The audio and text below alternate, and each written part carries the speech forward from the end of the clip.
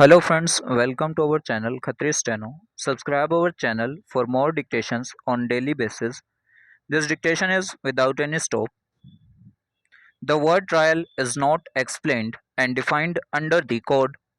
An extended meaning has to be given to this word for the purpose of enlargement on bail to include the stage of investigation and thereafter.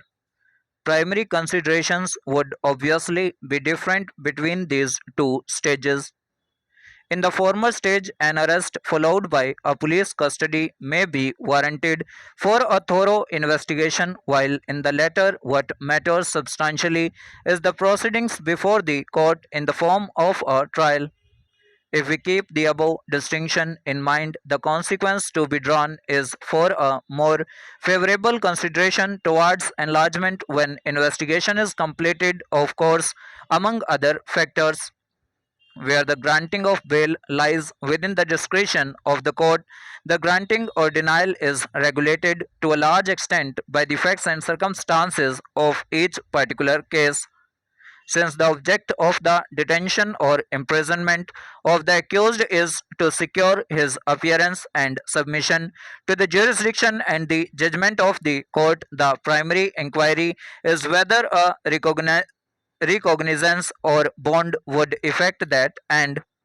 It is thus clear that the question whether to grant bail or not depends for its answer upon a variety of circumstances, the cumulative effect of which must enter into the judicial verdict.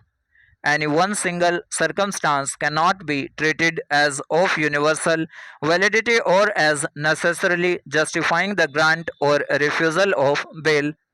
In bail applications, generally, it has been laid down from the earliest times that the object of bail is to secure the appearance of the accused person at his trial by reasonable amount of bail.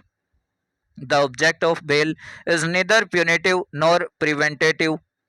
Deprivation of liberty must be considered a punishment unless it is required to ensure that an accused person will stand his trial when called upon. The courts owe more than verbal respect to the principle that punishment begins after conviction and that every man is deemed to be innocent until duly tried and duly found guilty. From the earliest times, it was appreciated that detention in custody pending completion of trial could be a cause of great hardship. From time to time, necessity demands that some unconvicted persons should be held in custody pending trial to secure their attendance at the trial, but in such cases, necessity is the operative test.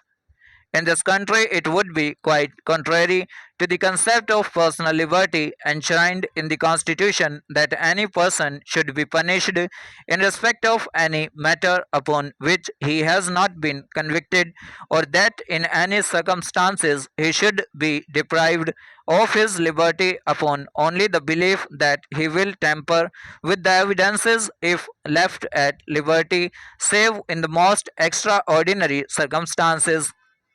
Apart from the question of prevention being the object of refusal of bail, one must not lose sight of the fact that any imprisonment before conviction has a substantial punitive content and it would be improper for any